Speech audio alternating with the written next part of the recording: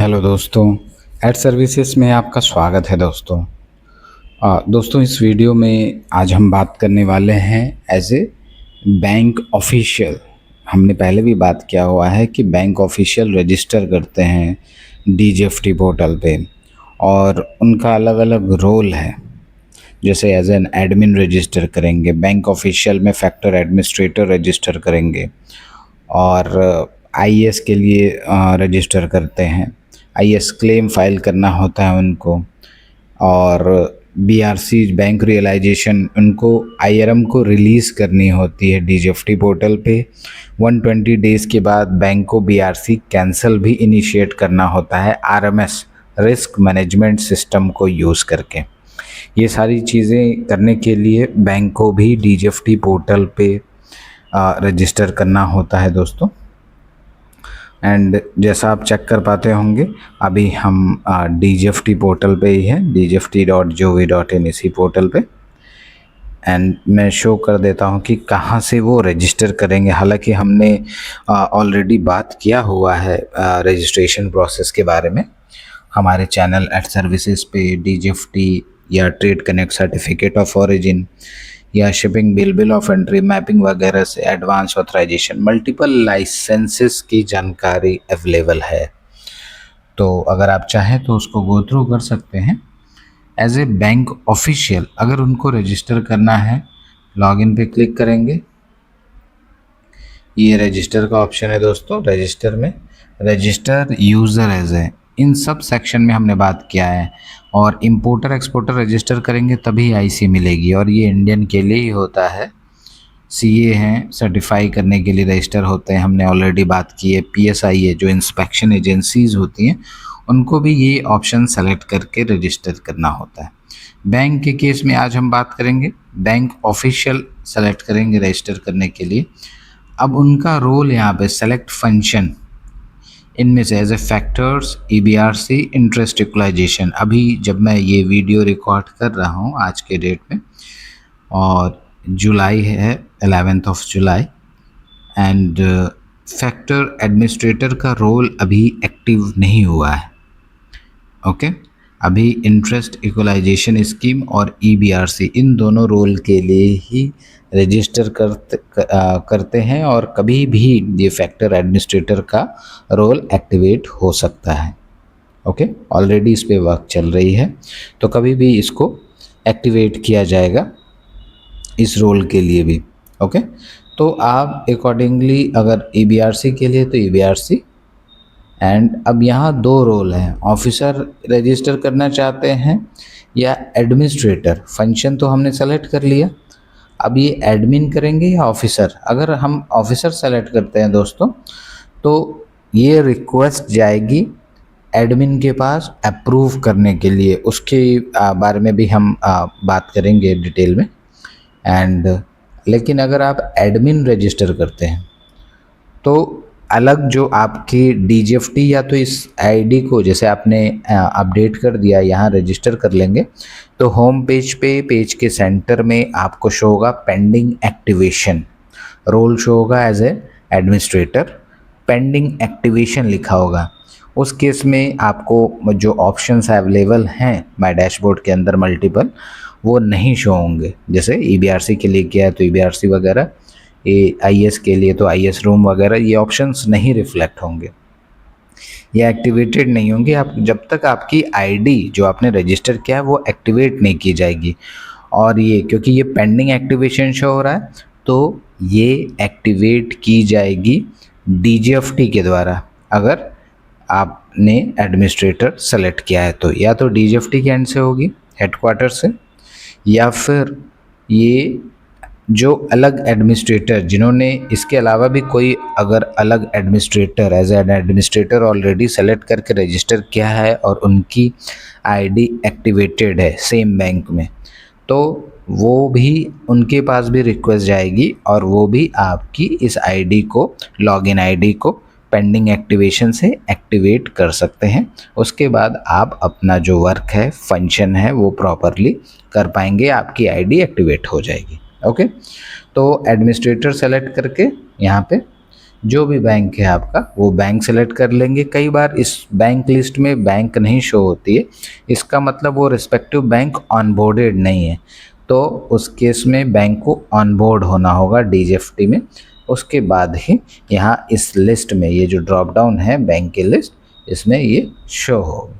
Okay, यहाँ detail enter कर लेंगे एडमिनिस्ट्रेटर का, उनकी mail ID, mobile number, pin code, district वगैरह। दोस्तों यहाँ चेक करिए अटैचमेंट का नीचे एक सेक्शन दिया गया है, ये click here to drag and drop file to upload.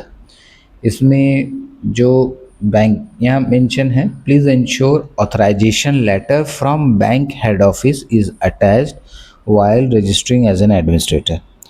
Bank के हेड ऑफिस से अगर आप एडमिनिस्ट्रेटर रजिस्टर कर रहे हैं यहाँ पे, तो बैंक के हेड ऑफिस से ऑथराइजेशन लेटर इशू होगा। उस ऑथराइजेशन लेटर को आपको यहाँ पे अटैच करना है, अपलोड करना है एंड कैप्चा एंटर करेंगे, OTP से वेरीफाई हो जाएगी, ईमेल मोबाइल दोनों, और आप रजिस्टर हो जाएंगे। आपकी लॉगिन आईडी मिल जाएगी, जहाँ ये जो मेल आईडी आपने एंटर की होगी वही आपकी लॉगिन आईडी हो जाएगी।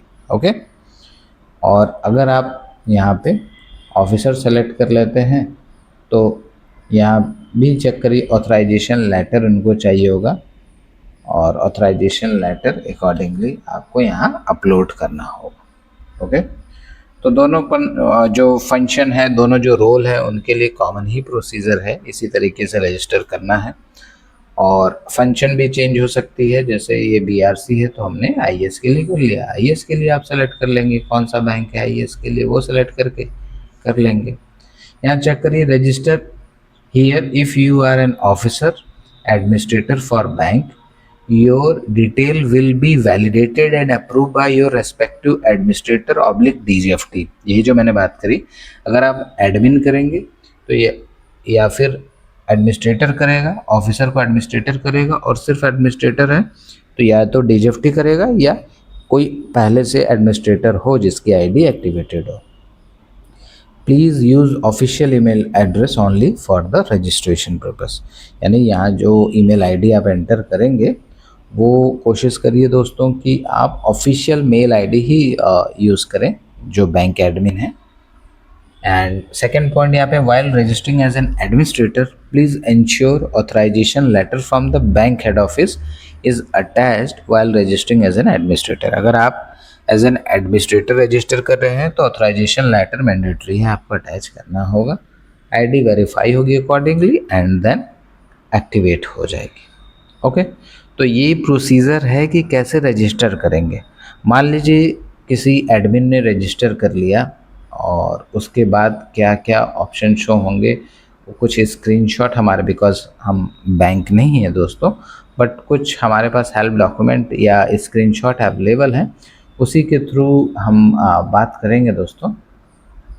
लॉगिन करने के बाद जो बैंक हैं, ओके, ये चेक करिए माय डैशबोर्ड में अगर उनकी ID एक्टिवेट हो गई है तो IS एप्लीकेशन रूम चेक करिए, एज एन IS अगर ऑफिसर ने रजिस्टर किया है या एडमिन ने रजिस्टर किया है तो ये शो होगी।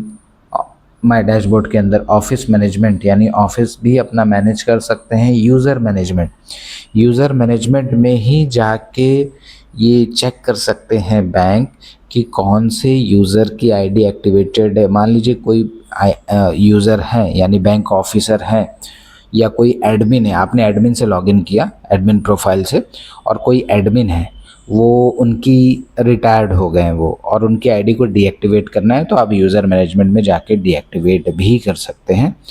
यहाँ पे अपने DSC डिजिटल सिग्नेचर टोकन को यहाँ रजिस्टर कर सकते हैं। View and register digital signature पे क्लिक करेंगे तो रजिस्टर न्यू DSC का ऑप्शन आएगा, यहाँ से कर लेंगे।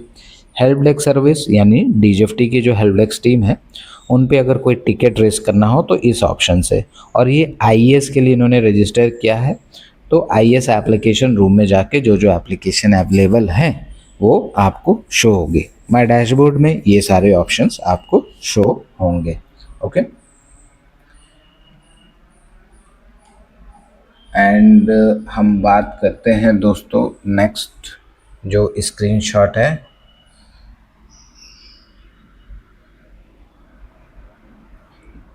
और ये हमने एक स्क्रीनशॉट और लिया हुआ है। ओके, इसको हम अकॉर्डिंगली जूम कर देते हैं। ये चेक करिए दोस्तों, यूज़र का रोल भी अलग अलग हम अपडेट कर सकते हैं अकॉर्डिंगली, और उसके लिए भी हम जाएंगे, हम उस ऑप्शन पे कैसे करेंगे ये भी मैं शो करा देता हूँ। ये देखिए दोस्तों, इस आईडी में बैंक ने as a factor administrator register किया है। डेजिग्नेशन उनका क्या है, प्रोफाइल है, फर्स्ट नेम वगैरह शो हो रहा है, मिडिल नेम, ये उनकी प्रोफाइल है दोस्तों। लॉगिन प्रोफाइल में कैसी शो होती है, ये लॉगिन उनकी प्रोफाइल होगी। अब बैंक की क्या बैंक है, डेजिग्नेशन क्या है, first name, middle name, last name, mobile number वगैरह, ये उनकी लॉगिन प्रोफाइल है दोस्तों। ओके, जब login profile in the sense login आपने क्रिएट कर लिया और राइट कॉर्नर पे डीजीएफटी पोर्टल पे ये रजिस्ट्रेशन प्रोफाइल आपने जो फिल किया है वही लॉगिन प्रोफाइल होती है। तो ये प्रोफाइल है, प्रोफाइल में चाहे तो अपने डिटेल अकॉर्डिंगली आप चेंज कर सकते हैं। ओके, कुछ ऐसे सेक्शन है जैसे रोल वगैरह, रोल आप नहीं चेंज कर पाएंगे, एडमिन चेंज करेगा, फंक्शन आपका नहीं चेंज होगा। ओके, और अगर register user as a bank official किया तो बैंक ऑफिशियल ही आप कर पाएंगे। ओके, बैंक ऑफिशियल ही आप यहाँ पे शो होगा आपको, रोल एडमिन चेंज कर पाएंगे। एंड मैं नेक्स्ट जो हमारा पॉइंट है उसके बारे में मैं बात कर लेता हूँ। ये बैंक अगर आईएएस क्लेम है उसके लिए ये स्क्रीनशॉट है जो हमने प्रिंट किया हुआ है। ये दोस्तों चेक करिए, ये बैंक ड्राफ्ट नंबर शो होगा, फाइल स्टेटस क्या है वो शो होगी, आप उसको ट्रैक कर सकते हैं। फाइल नंबर क्या है, क्लेम पीरियड कब का है, ये एंटर करके चेक कर सकते हैं। टाइप ऑफ क्लेम अगर आप फाइल कर रहे हैं तो रिफ़ंड के लिए या क्लेम फाइल कर रहे हैं। कई बार बैंक को ये इश्यूज़ आती हैं कि हम रिफ़ंड और क्लेम एक ही साथ फाइल कर रहे हैं, तो मुझे यूज़र को एक ही अपलोड कर रहे हैं तो हमें दिक्कत आ रही है। ओके, तो उस केस में दोस्तों आपको क्या करना है, यानी एडमिन या कोई ऑफिसर है बैंक के ऑफिशियल, तो उन्हें क्या करना है, उन्हें सिंपली या तो रिफ़ंड और क्लेम इनकी दो अलग अलग फाइल अपलोड करेंगे, ये इशू रिजॉल्व हो जाएगी। ये चेक करिए दोस्तों, you can add attach multiple cases to a return, add claim है, bulk uploaded, download sample, download sample में करके उन्होंने सैंपल डाउनलोड किया और एक ही फाइल में उन्होंने रिफ़ंड के लिए और क्लेम के लिए दोनों एक ही फाइल बना के अपलोड कर रहे हैं। तो इस तरीके की इश्यूज आती हैं तो उसमें अलग अलग सेपरेट कर दें, क्लेम के लिए अलग कर दें, रिफ़ंड के लिए अलग कर दें, दोनों अपलोड कर देंगे अलग अलग, तो ये इश्यूज़ नहीं आएंगी। यूनिक आईडी नंबर क्या है, आईसी क्या है उनका, नेचर ऑफ कंसर्न, ये सारी डिटेल, एमएसएमई डिटेल है कि नहीं है, एप्लीकेंट की डिटेल क्या है, एचएस कोड क्या है, और लोन सेक्शन डेट क्या है, लोन डिसबर्स कब हुआ, प्री शिपमेंट एक्सपोर्ट क्रेडिट था या पोस्ट था, बैंक का रेफरेंस नंबर क्या है, एक्सपोर्ट वैल्यू कितनी है यूएसडी में, एक्सपोर्ट ऑर्डर क्या है, टोटल लोन अमाउंट कितना डिसबर्स हुआ था by bank officer, loan tenure in days, और prior to subvention rate in percentage, subvention rate, interest provided, और rate of interest after subvention in percent में क्या है, सबवेंशन वैल्यू रुपीज़ में क्या थी, रिफंड टू आरबीआई रुपीज़ में क्या है, net subvention value and remark, अगर कोई एंटर करना चाहे तो रिमार्क कर सकते हैं। ये एंटर करने के बाद ये टेबल है, ये टेबल में आपकी डेटा शो हो जाएगी। इसमें राइट एक्सट्रीम राइट साइड में एडिट और डिलीट का भी ऑप्शन आएगा, आप चाहे तो एडिट डिलीट कर सकते हैं। नंबर ऑफ क्लेम क्या है, and total loan amount disburse कितना हुआ, टोटल नेट सबवेंशन क्या है, और यहाँ पे अपलोड कर सकते हैं। यहाँ पे external auditor certificate is mandatory to upload, यानी कोई एक्सटर्नल ऑडिटर हो, आपके ऑर्गेनाइजेशन का ही ऑडिटर ना हो, एक्सटर्नल कोई ऑडिटर हो, उसका सर्टिफिकेट मैंडेटरी है। अपलोड लेजिबल या readable document, allowed file type जो PDF में होनी चाहिए, साइज 5 MB होना चाहिए, maximum file allowed for upload 10 file, maximum 10 file आप अपलोड कर सकते हैं। डिक्लेरेशन हो गया, डिक्लेयर कर देंगे, IP एड्रेस वगैरह आ जाएगा ऑटोमेटिकली। सेव एंड यहाँ पे क्लिक कर देंगे, सबमिट टू, ये टैब है सबमिट टू RBI के एंड पे ये सबमिट हो जाएगी। ये ड्राफ्ट में जो सेव होगी यहाँ शो होगी, preview, send to another user, अगर शेयर करना है तो शेयर कर सकते हैं, और RBI पे क्लेम के लिए या रिफंड के लिए यहाँ पे सबमिट कर सकते हैं उस फाइल को, IS की फाइल को। ये IS इंटरेस्ट यूटिलाइजेशन स्कीम का प्रोसेस है। ये इस तरीके से डैशबोर्ड शो होगी उनकी। ओके, एंड हम एक और रेफरेंस के थ्रू बात करेंगे। बैंक यूज़र जो मैनेजमेंट का एक सेक्शन है, जैसे हमने बताया कि अभी हम जो स्क्रीनशॉट हमने बात करी थी, ये यहाँ पे हमने यूज़र मैनेजमेंट में हम गए। मान लीजिए हमें कोई ID एक्टिवेट करनी है या डीएक्टिवेट करनी है, या कोई डीएक्टिवेटेड है या कोई रिक्वेस्ट हमारे पास आई है, तो उसको कैसे चेक करेंगे। यूज़र मैनेजमेंट में जाएंगे, सिंपली सर्च का आइकन होता है, आइकन पे क्लिक कर देंगे तो जो भी डेटा अवेलेबल है वो ऑटोमेटिकली, जितनी भी IDs है, बिना कोई ID इंटर किए सिंपली सर्च पे क्लिक कर देना है, सारी ID आपको शो हो जाएगी। ये देखिए यूज़र मैनेजमेंट का सेक्शन है और हम इस समय यूज़र मैनेजमेंट के ही पेज पे हैं, और ईमेल स्टेटस क्या है उनका ये शो होगा, DSC रजिस्टर है या नहीं, रोल क्या है उनका, ये सारा शो होगा। ये आप मैनुअली इनपुट करने के लिए बोलेगा, बट यहाँ पे एक सर्च का आइकन भी होगा। सर्च का आइकन पे डायरेक्टली आप क्लिक कर देंगे दोस्तों, तो सारी जो भी डिटेल हैं, जितने भी यूज़र हैं, वो ऑटोमेटिकली एडमिन प्रोफाइल से लॉगिन करेंगे, शो हो जाएगी।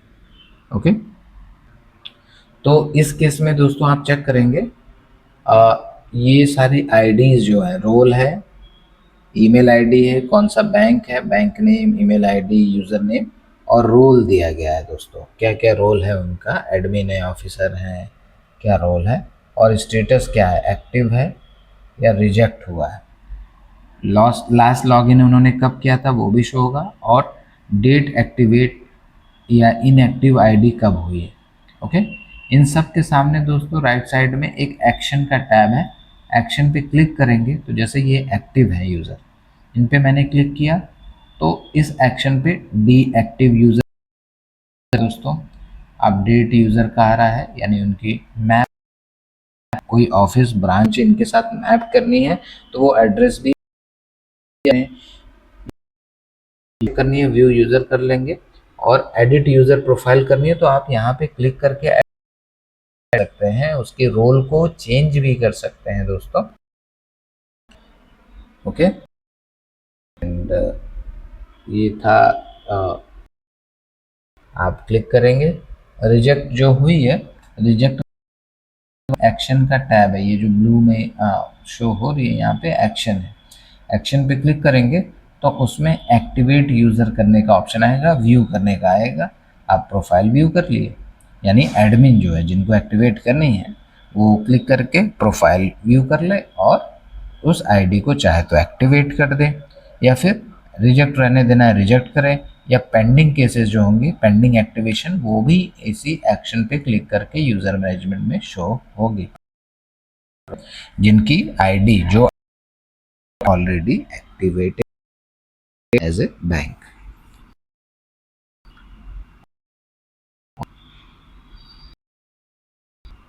उनकी जो रिजेक्ट है, यानी जो रिजेक्ट हुई, उस केस में चेक करिए, इसी एक्शन की मैं बात कर रहा था दोस्तों। एक्शन पे क्लिक किया, एक्टिवेट, तो हम यहाँ से इस ID को व्यू और एक्टिवेट भी कर सकते हैं, व्यू यूज़र ऑडिट लॉग और एडिट यूज़र प्रोफाइल, यानी उनकी प्रोफाइल को अगर हमें एडिट करना है तो ये भी कर सकते हैं। तो ये था दोस्तों प्रोसीजर कि अगर हम एज ए बैंक ऑफिशियल, हमने बात करी कि रिफ़ंड और क्लेम कैसे फाइल करेंगे IAS में, और इशू आती है एक ही फाइल अपलोड कर रहे हैं क्लेम के लिए और रिफ़ंड के लिए, तो हमें 2 सेपरेट अलग अलग फाइल बना लेनी है, एक्सेल शीट, और एक्सेल फॉर्मेट में होना चाहिए। फॉर्मेट आप उसका चेंज नहीं करिएगा, साइज़ जो अलॉट करी गई है उसी के अकॉर्डिंग आप अपलोड कर दीजिएगा। और रिफ़ंड और फाइल के लिए सबमिट टू RBI पे क्लिक करके सबमिट हो जाएगा, कोई इश्यूज़ नहीं आएंगे।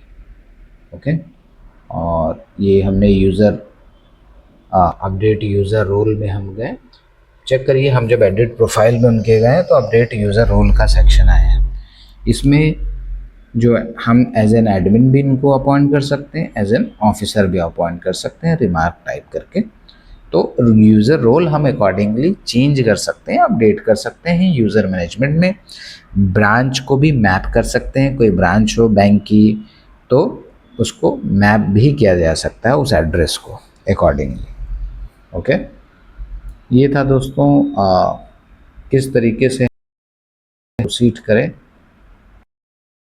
केस में बैंक यूज़र को इश्यूज़ आ रही है, तो ऑफिसर को इश्यूज़ आ, GFT पोर्टल पे एडमिन है, लॉगिन आईडी नहीं क्लियर हो रहा है, गो थ्रू कर सकते हैं। एंड फिर भी इसी पॉइंट पे क्लैरिफिकेशन ना हो तो एज ए बैंक एडमिन या ऑफिसर हमारे इस वीडियो के आप वीडियो में आप कमेंट कर सकते हैं दोस्तों कि क्लेम में इशू आ रही है, रिफ़ंड में IAS की फ़ाइल करें उसमें इश्यूज़ आ रही हैं, तो आप हमारे इस कमेंट बॉक्स में ड्रॉप कर सकते हैं अपने कमेंट को। और हमारी कोशिश होगी, हमारी एक छोटी सी इनिशिएटिव है, कोशिश होगी कि हम इस पे आपको प्रॉपर अपडेट प्रोवाइड कर दें, हमारे एंड पे है एटलीस्ट वो हम आपको गाइड। ये हमारी इनिशिएटिव आपको पसंद आ रही है तो प्लीज़ करिएगा, शेयर करिएगा और हमारी वीडियो को सब्सक्राइब करना नहीं भूलिएगा। थैंक यू दोस्तों।